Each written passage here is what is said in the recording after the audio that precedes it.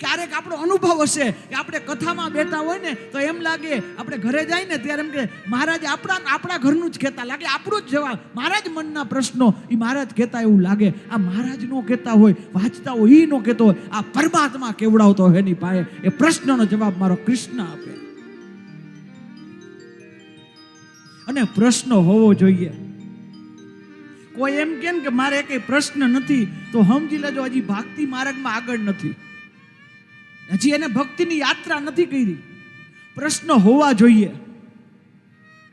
પ્રશ્ન જો જીવનમાં નથી તો તમે જીવતા જ નથી.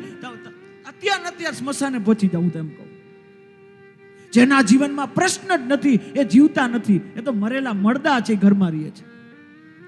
પ્રશ્ન કૃષ્ણ સુધી લઈ જાય. યાદ રાખજો, પ્રશ્ન જ કૃષ્ણ સુધી લઈ જાય. નો પ્રશ્ન પૂછ્યો હોય તો અર્જુને કે આ મારા શું કામ મારવાના, તો તમને મને ગીતાજી ક્યાંથી મળી હોત?